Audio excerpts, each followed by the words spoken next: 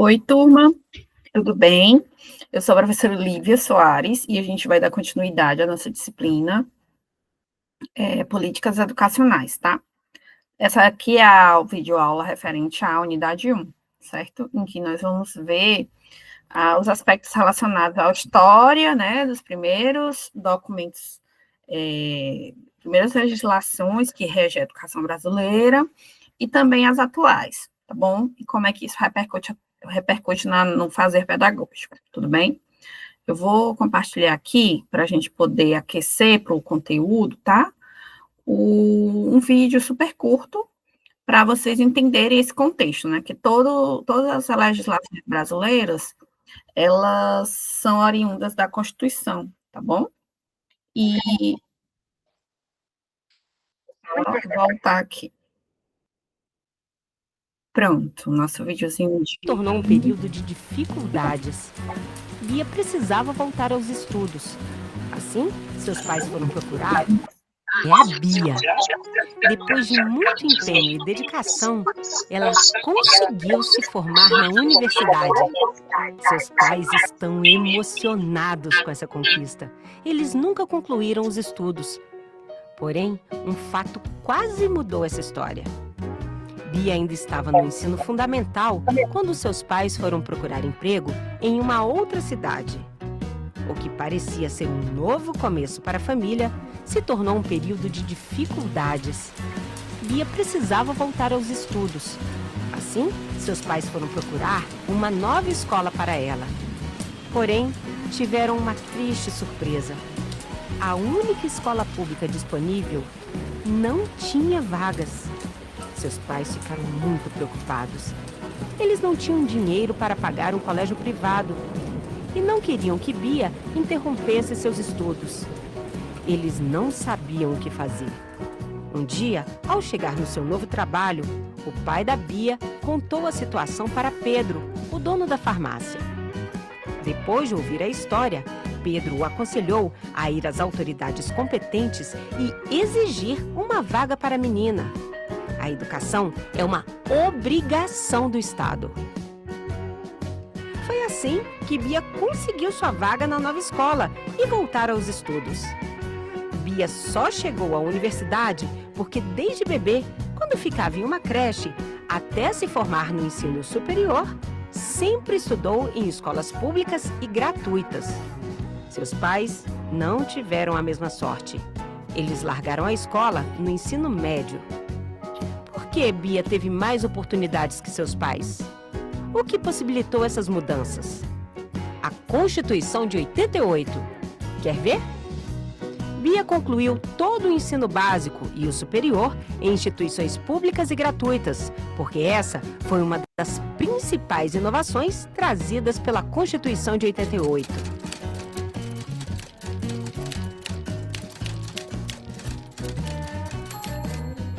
A vaga na nova escola também foi a nossa lei maior que garantiu esse direito. E mesmo com a mudança, Bia continuou a estudar assuntos iguais aos que aprendia na escola antiga. Outra novidade: desde 1934, o direito à educação aparece em nossas constituições. Ainda existem obstáculos para melhores resultados, porém, esse direito vem sendo aperfeiçoado ao longo dos tempos. Na atual Constituição, a educação ganhou força e alcance, inclusive em áreas voltadas para os serviços do Estado. Um bom exemplo disso são as escolas de governo, criadas para a formação e o aperfeiçoamento dos servidores públicos, onde também são desenvolvidos programas de educação para a cidadania, voltados para o público em geral. Todas essas novidades são relacionadas aos objetivos da educação, definidos pela nossa lei maior. Desenvolver o indivíduo, mas também desenvolver o coletivo, o social. Hoje os pais da Bia voltaram a estudar, pois a Constituição de 88 também garante ensino gratuito para os adultos que não puderam frequentar a escola na idade própria. Sempre é tempo de aprender, né?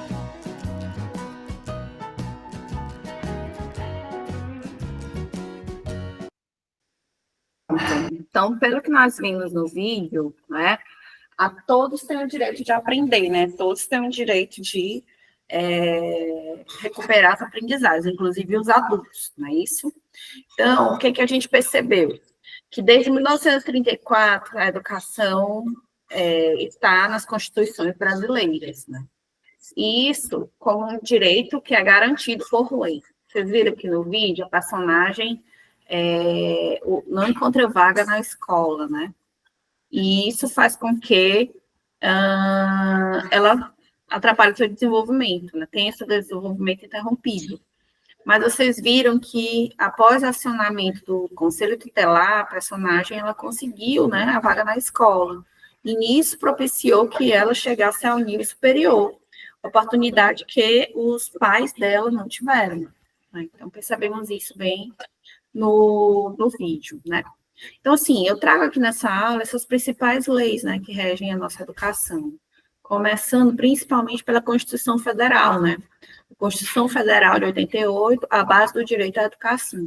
E todas as outras leis, elas são feitas a partir do capítulo 3, né?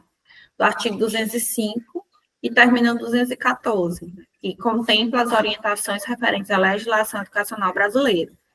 Então, a Constituição brasileira estabelece que a educação é dever do Estado e da família, visando o pleno desenvolvimento da pessoa e sua preparação para o exercício da cidadania.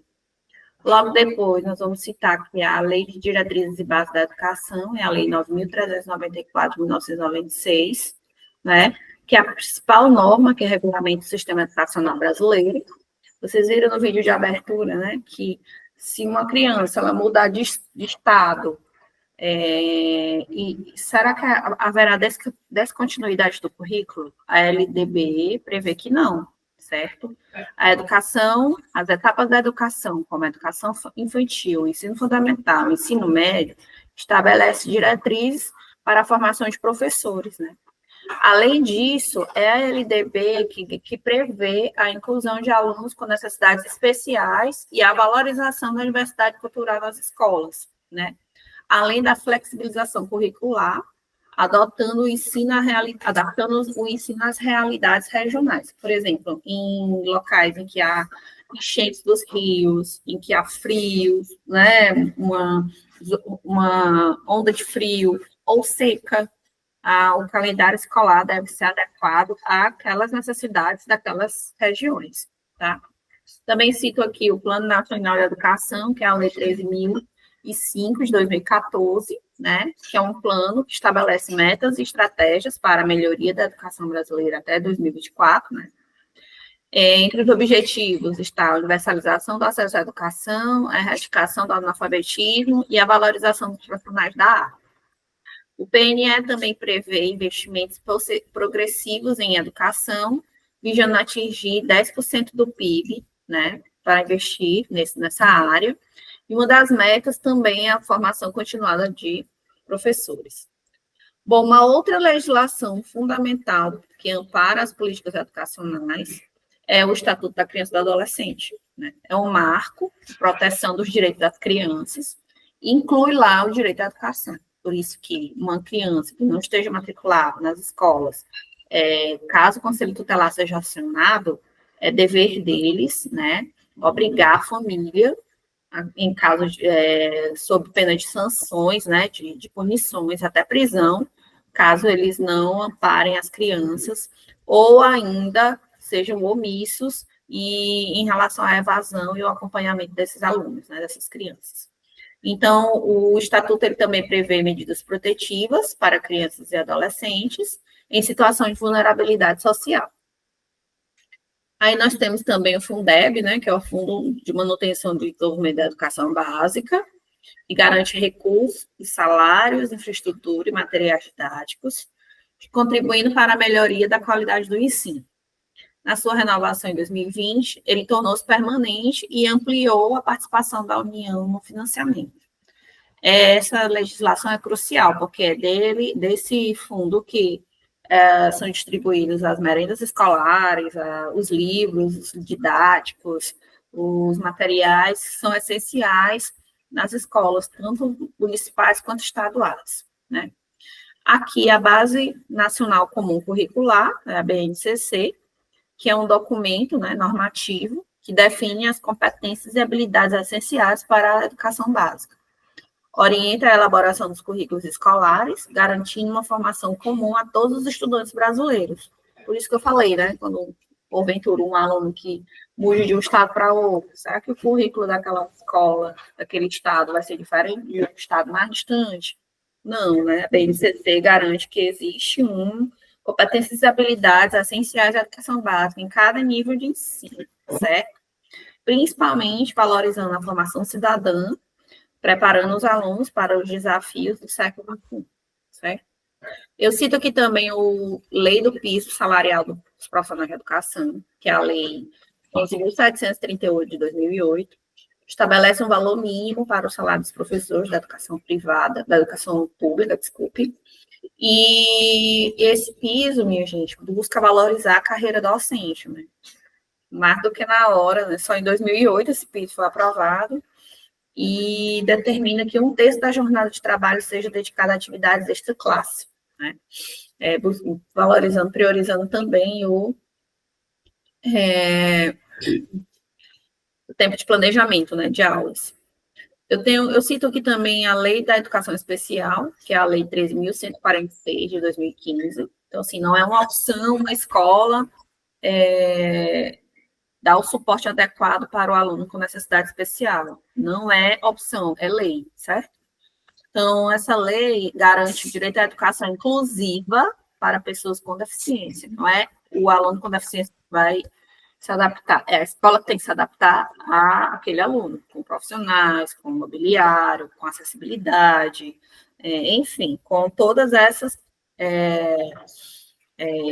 esses direitos, né, que uma pessoa com alguma necessidade especial precisa. Então, esse estatuto, ele determina que as escolas devem oferecer recursos e adaptações necessárias para atender a todos os alunos. E reforça a importância da inclusão e da igualdade de oportunidade no sistema educacional. Os professores, e também prevê, gente, né, pouca gente sabe disso, formação de professores para atuar na educação especial, garantindo qualidade no atendimento. Né? É muito comum o aluno estar lá na sala de aula sem o professor ter sido formado para isso, né? E eu cito aqui também, aí nós temos, né, a Constituição Federal, LDB, PNE, Plano Nacional de Educação, o ECA e o Fundeb. Eles formam a base do sistema educacional, certo? E aí se soma a isso também os PCNs, né? A gente vai falar logo em seguida. E após essa breve exposição, né? Esse breve vídeo, essa breve leitura aqui sobre as leis, é fundamental que a gente lembre, né, que a educação é um direito social fundamental, garantido pela Constituição. E diversas legislações regulamentam e organizam esse direito, né? Então, por isso que o objetivo da nossa aula é compreender os marcos legais que estruturam a educação no Brasil. Então, a gente vai ver agora um breve resumo sobre isso, tá? Que foi feito por meio de um quadro interativo. Vou apresentar aqui para vocês, só um momento. E aí, logo em seguida, a gente apresenta essas legislações, tudo bem? Eu achei mais didático ser dessa forma, porque aí não fica tão teórico, tudo bem? Vamos lá, começar.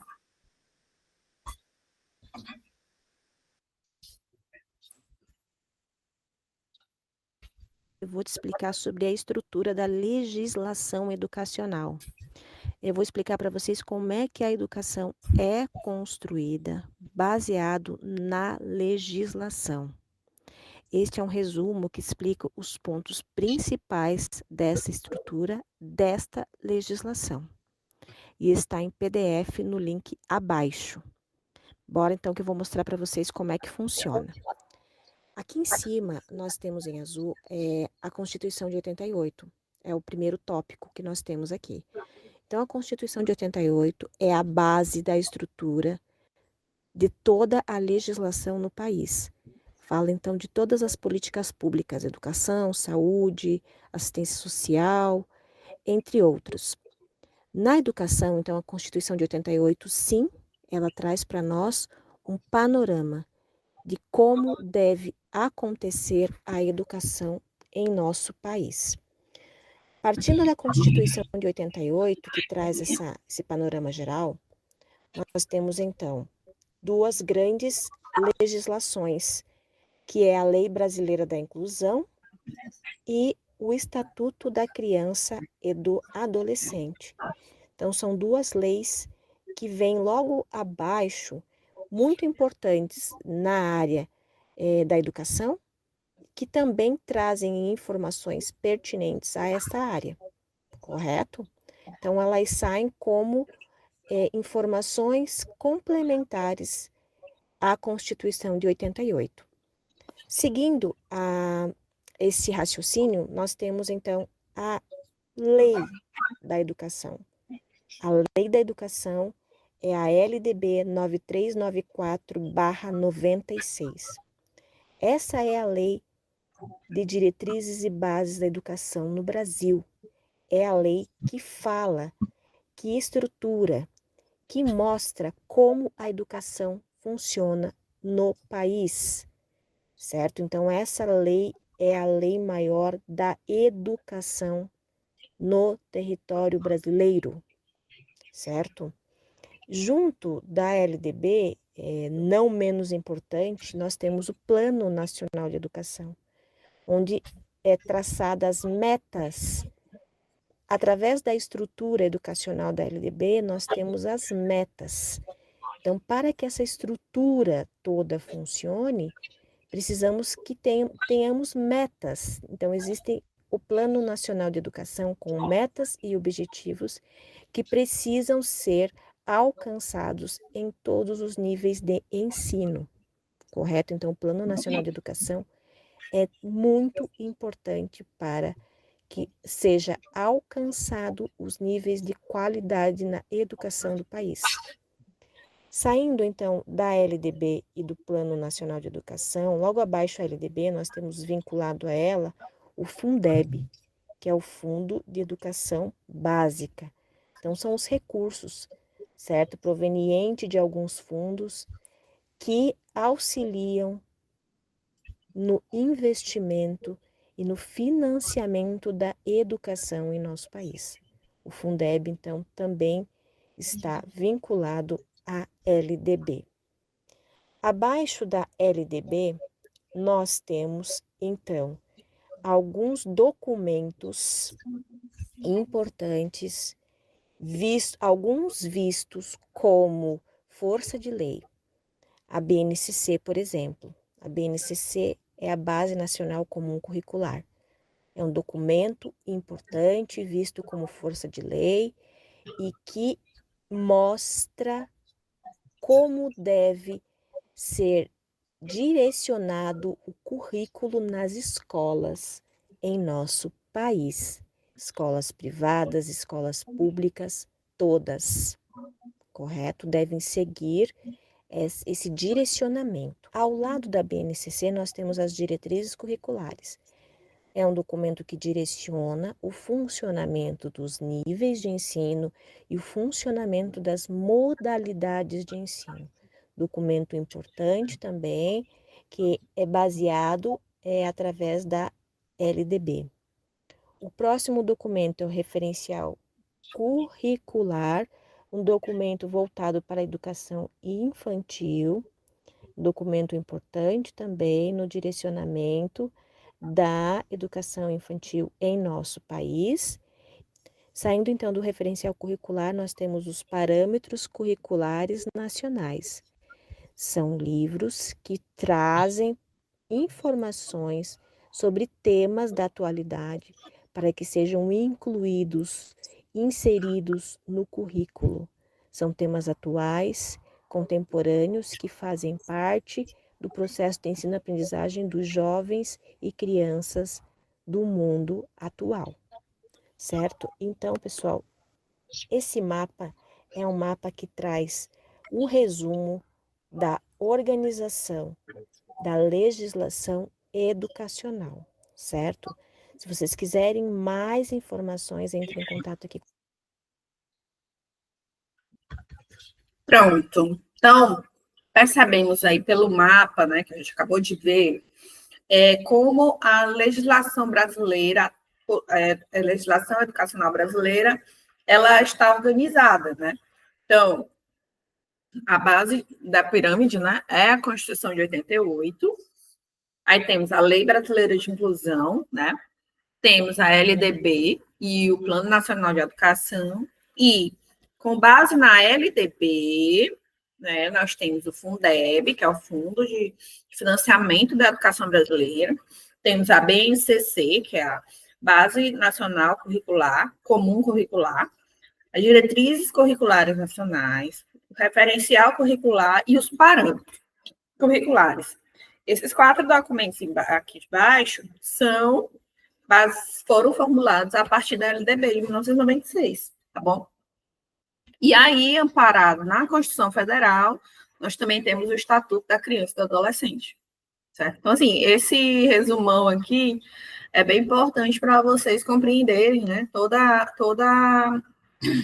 o percurso, né, como a educação brasileira é amparada, que leis são essas, e por que é fundamental que a gente conheça cada uma dessas legislações, tá? Aí, pessoal, vamos lá. Lembrando, educação, direito social, fundamental, garantido pela Constituição, né?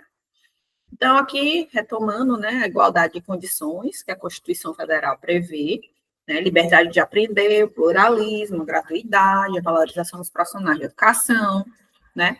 E também a Constituição que estabelece a obrigatoriedade da educação básica, tá? É importante a gente lembrar sempre desse artigo, tá? 205, que a educação é direito de todos e dever do Estado e da família. E esse artigo, ele é integralmente reproduzido lá na LDB, tá? A LDB é feita a partir dele. Aqui nós temos, né? O que é a LDB? É uma lei que regula toda a educação nacional, ela define níveis e modalidades de ensino, estabelece a gestão democrática e autonomia pedagógica e valoriza a formação dos professores, certo?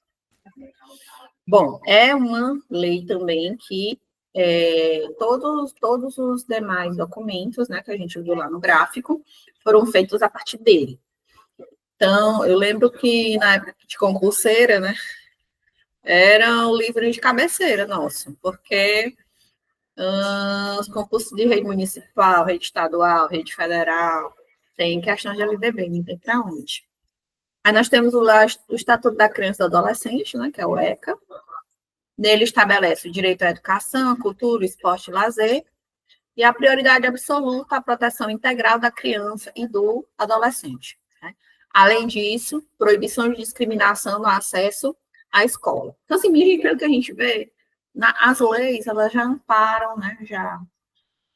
Só que muitas pessoas não são cientes, né, do que essa lei trata, né, e isso também vale relacionado à baixa escolaridade da população.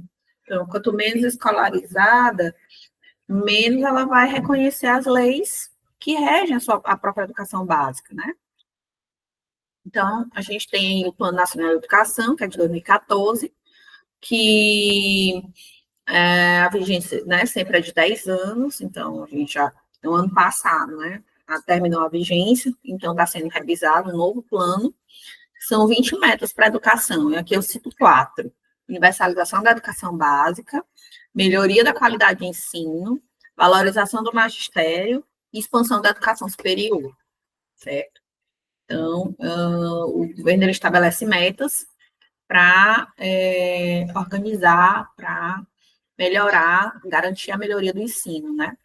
As diretrizes curriculares nacionais são orientações elaboradas pelo Conselho Nacional de Educação, e eles se baseiam os currículos da educação básica e superior, além de garantir a formação integral, respeito à diversidade e à inclusão, certo? Vamos para a BNCC agora, que é um documento normativo, define aprendizagens essenciais da educação infantil ao ensino médio, organiza competências gerais e específicas e apoia a construção dos currículos estaduais e municipais. Então, pelo que a gente vê, minha gente, desde 1988, paulatinamente a educação brasileira foi avançando, né? Ainda devagar, porque foram anos e anos e anos e anos de falta de regulação, né? E a gente vê todos esses documentos são relativamente recentes, de 2017 para cá, né? Não é tanto tempo assim, né? Considerando os 500 anos de história que o Brasil tem, né? Aí nós temos as legislações complementares, que é a Lei 10.639 e a Lei 11.645, de 2008, obrigatoriedade do ensino de história e cultura brasileira, africana e indígena, a Lei 13.146, que é a Lei Brasileira de Inclusão, que é o direito à educação inclusiva, e a Lei de Responsabilidade Fiscal, que é o impacto no financiamento da educação, né? Então, assim, vimos que a legislação brasileira ela é rica, né, é bem fundamentada, bem respaldada, mas todos esses avanços são recentes e é importantíssimo que os professores estejam atentos a essas leis, os pares de alunos também, né, toda a comunidade escolar, e que isso ajuda principalmente a adequarmos o nosso ensino à necessidade do aluno, né? Então, tem professor que não sabe que tem essa lei da inclusão. E tem lá um aluno lá na sala dele com baixa visão. Esse aluno merece não, por lei, tem o direito de receber uma prova ampliada, né? Ou de ter um ledor para ele. O aluno com TDAH, o aluno com déficit de atenção, o aluno com autismo, o aluno cadeirante, há toda uma legislação que ampara o direito desses alunos. Então, não é um favor, não é se a escola quiser, não. A lei está lá para ser cumprida, né? E caso ela não seja, cabe aos docentes, à comunidade, aos pares de alunos acionar o conselho tutelar, acionar o Ministério Público, porque já está pautado em lei, tá? Já existe o recurso para aquilo, certo? Agora, se não for dito, a escola tem tantos alunos que precisam de acompanhamento, provavelmente o recurso vai ficar lá parado, ou então vai para outra escola que o diretor solicitar, né? Então, vamos lá para a conclusão. A legislação educacional brasileira é fruto de um processo histórico de lutas sociais e políticas em defesa do direito à educação, né? Sempre os menos favorecidos, e durante muitos anos, né, tiveram um acesso limitado à educação, e isso reproduz e amplia as desigualdades sociais, né? Então, a Constituição de 88 consolidou esse direito como universal e fundamental, reforçado por normas complementares, que são a LDB, o ECA, Plano Nacional de Educação, Diretrizes Curriculares e a BNCC, que é a Base Nacional Comum Curricular. Esses marcos legais não apenas organizam os sistemas de ensino, mas também apontam para princípios de igualdade, inclusão, valorização docente e qualidade social da educação. No entanto, o grande desafio está em transformar o que está previsto na lei em realidade concreta dentro das escolas, superando desigualdades históricas e garantindo acesso, permanência e sucesso escolar para todos os estudantes. Dessa forma, o papel dos educadores, gestores, famílias e comunidades é essencial na construção de uma educação democrática, crítica e transformadora, que vá além da sala de aula e contribua para a formação de cidadãos conscientes de seus direitos e deveres, né? Então, vejam como, depois vejam e revejam essa aula várias vezes, certo? Porque ela é de suma importância. E além também de ser importante vocês lerem esses documentos, né? Facilmente encontrado na internet, certo? Caso vocês precisem do link, só me mandar e-mail, tá? Eu envio também, está nas referências do curso. Aqui é a linha do tempo da política educacional, né? Tivemos a primeira LDB em 1961, em 71 nós tivemos a reforma, em 96 a nova LDB, em 2014 o Plano Nacional de Educação, em 2017 a BNCC, que é a Base Nacional Comum Curricular. Olha só como, né, começou tardiamente, 61, né, há 60 anos, e 2020, e continua sendo elaborado, né? Então, a conexão com a realidade. Nós temos no Brasil, nos estados do Maranhão, Piauí, nos estados do Nordeste, né, nós temos um alto índice de analfabetismo, né? Ele caiu 9,3 milhões, mas ainda 9,3 milhões ainda não sabe ler e escrever. Então, nós temos no Brasil uma taxa de analfabetismo muito grande, especialmente entre as pessoas acima de 60 anos, ó, 20% das pessoas, né? 40 anos, 12%, 25 anos, aí vai indo, ó. Como a educação passou a ser universalizada, vocês viram, né? 2020 para cá, as pessoas com 15 anos ou mais ou menos que não sabem ler ou escrever, ó, é o menor percentual da população. Mas quando a gente vai para as pessoas mais idosas, o percentual é lá em cima. Por quê? Porque na idade escolar deles, eles não tiveram uma escola próxima à casa deles, o ônibus escolar, merenda, né? Então, as pessoas dessa época tiveram muita dificuldade no acesso à educação. Daí a grande taxa de analfabetismo nessa faixa, né? Nessa faixa de idade. Então, é urgente, né, se instaurar medidas de alfabetização de adultos, né, de jovens e adultos, exatamente porque é aqui onde está a maior dificuldade no Brasil, né, o maior número de analfabetos. Imagine, gente, uma pessoa analfabeta é uma pessoa que é dependente para tudo, né, ela não pega um ônibus, ela não assina um contrato, ela não exerce sua cidadania, não consegue ler um rótulo no supermercado, uma bula de um remédio, não consegue usar o telefone, ou se conseguir, né, mandando áudio o tempo todo. Então, é uma lacuna que o Brasil precisa preencher, né, precisa resolver, porque é uma dívida histórica com os nossos cidadãos, né, porque negar a alfabetização é negar a cidadania. E aqui, para finalizar, eu cito Paulo Freire, né, que educar não é apenas ensinar fórmulas matemáticas ou regras gramaticais, mas formar cidadãos conscientes, né? Então, formar cidadãos conscientes é de suma importância para que a educação realmente tenha efeito, né? Porque, não obstante ao número de analfabetos, né, o Brasil também é posso falar recordista, né? Tem um altíssimo índice de analfabetos funcionais, que são aqueles que leem e escrevem, mas não compreendem, não entendem o que lê e escreve, né? Então, é também um tipo de analfabetismo. Então, o desafio é muito grande, é uma demanda histórica, né? Gigantesca, mas que com articulação de estados, municípios, né?